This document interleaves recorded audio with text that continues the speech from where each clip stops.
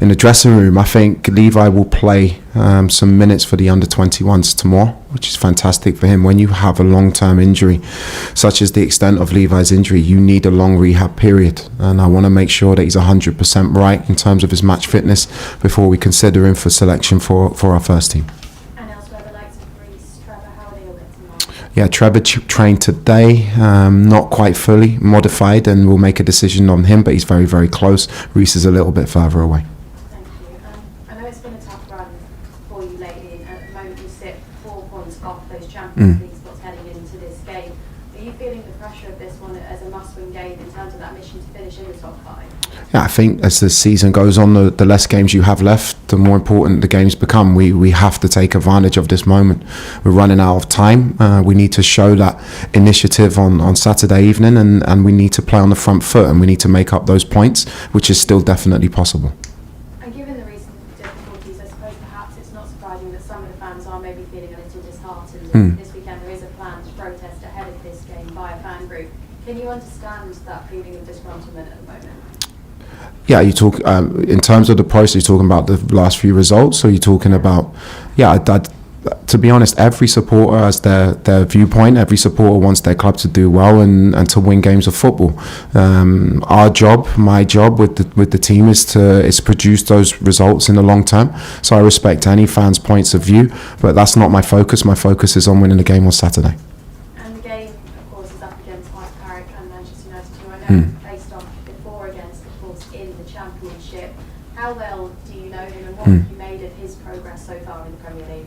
No, Michael, firstly as a player, I greatly admired him. Secondly, as a coach, I know he's an amazing coach because he did a fantastic job with Middlesbrough for a period of time where they were pushing consistently at the top end of the Championship. I'm not surprised in terms of the points return that he's got there, because he's a very, very good coach and a good guy. But we know we have to play at our best to win a difficult game on Saturday. Thank you. Thanks, Huma. Roger? Hi, Liam. Hi. Can I ask you about, you talked about needing to make up the points, make up the ground. How important is something like discipline going to be? Because a couple more yellow cards the other day against Manchester City for dissent. It seems to have been an issue this season. Are you concerned that maybe the players aren't as focused? Is that frustration that's coming through on their part? No, I've had this question many times. We need to be perfect in every area, or near perfect in every area, to get to where we want to be, but it's possible. What we have to do, yes, our discipline needs to be good, but also moments of the game when we're on top, we have to take advantage. Moments when we're under pressure, we need to not give up goals.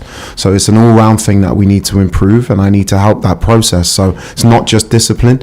It's one of the many areas that we all need to improve in. You mentioned they're not giving up goals. You have problems in front of goal. Last 3 games in the Premier League without one. Against Manchester United, they're going to be missing Maguire, Martinez. They're going to have an inexperienced central defensive partnership, assuming that Heaven and Euro start. Is that something you can really exploit, do you think, in this fixture? No, I don't talk about individuals of other teams. We have a way that we play. In terms of chance creation, we're actually still very good.